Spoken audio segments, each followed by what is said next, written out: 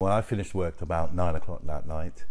Yeah, I got in, tired of course, went straight to bed, normal, nothing different, nothing peculiar, just went straight to bed. Yeah, when I heard this noise through the window, I could hear the guy downstairs shouting. I was like, what's going on? Why is he shouting? So I then looked out my window, because I always sleep with my window open, slightly open. So I looked out and said, what's the matter? He said, this guy has literally set the place on fire. I was like, are you joking? He went, no. So I said to him, well, just grab him. And he said, well, you need to jump because literally the building's on fire, John. I said, I can't jump. Who's out? And he says, just him and the guy next door. And I said, well, there's lots of people in the building. We need to try and save them. And he said, I don't think you've got time because the whole back's on fire.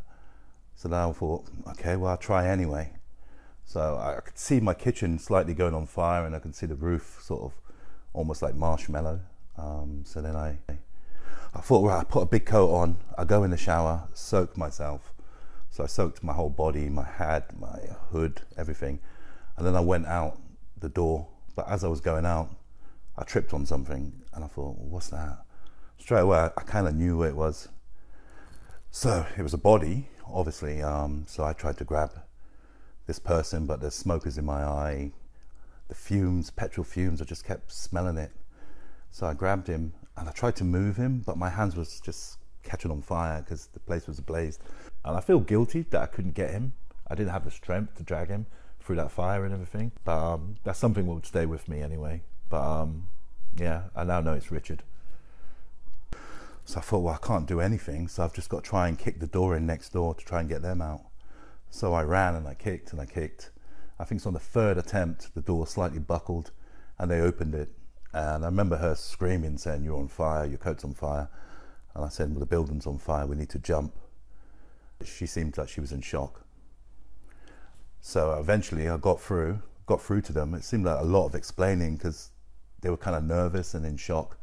So I just started ripping down their blinds and we need to jump, we need to jump. So the guy jumped first, which I thought was kind of weird. Why would he jump and leave his partner? But it made sense afterwards. Yeah, and then I jumped, but I was actually burned and sort of had CO2 in my lungs, so I couldn't really breathe. And I jumped, I remember passing out and then waking up and then passing out.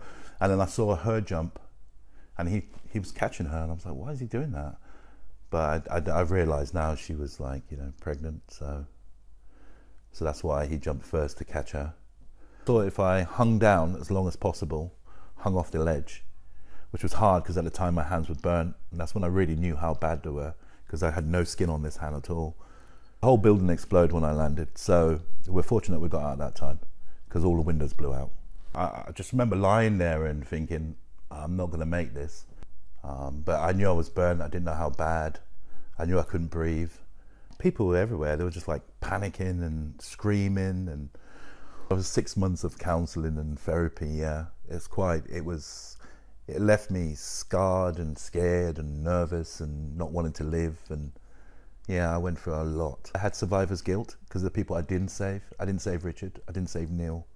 And I knew these two people, and I was close to Richard, so we talked most days, and I suffered from really bad survival guilt, and then I kind of learned that, well, at least I got two people out. But you don't think about the two people you got out. You think about the people you didn't get out. The burns unit has done amazing, and they wrapped me up like a mummy for months. But yeah, my whole face was burnt, my hair. I'm fortunate they said I have really good memory cells, so that's why I should have lost all my pigment, because obviously black people, we have different pigment skins, so but you can still see the fades on my hands and stuff, but all that was burned, 3rd degree on that burn. Face was burned, my ears, back of my head, everything was burnt. So to actually use my hands again, it took about a month, sort of physio, and so I had a lot of people helping me cook my food and stuff like that. And also, if it's a post-traumatic stress disorder, you've got that as well. That's obviously taking longer. I've finished all my therapy now, but it's not something that leaves you. It's just something you deal with. I mean, for 4 months, I was waking up thinking I'm on fire. So yeah, the flashbacks, you get these flashbacks and they almost freeze you and whatever. You could be crossing the road and you get a flashback, you're stuck. I lost everything. Sentimental stuff, my child's photos, everything I owned, everything. So I had to build from scratch, everything. And you don't know what you have until you lose it. I know it's a really tacky expression, but like, you really don't. I mean, I was left with one photo from my son, which is up there, which is fortunate, and a driving license, yeah, pretty much a driving license, was the only thing recovered from the fire. We all knew each other and we all got on until this particular person moved in, and then just kind of went sour. Everybody was really apprehensive of this guy. I was from day one, because he would just walk past you and just barge you for no reason at all, just hit you with his shoulder, or sit in his van with his lights on in your window for like 5 hours. The eviction was the catalyst to him doing all this. And the fact that he just didn't seem to fit in. That was his eviction date, the 15th of December. That was the day he was supposed to be moving. Me and Richard, we all were counting down as well. We were like, he'd be gone soon.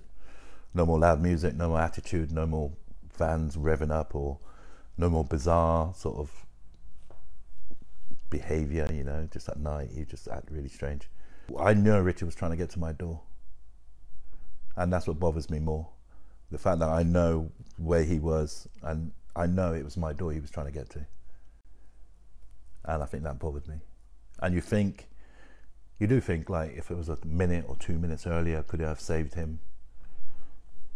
But then you learn life is life, isn't it? So it's going to be a long time to forgive this guy. They said you can't heal until you forgive. I disagree. I think I'm healing, and I'm not going to forgive.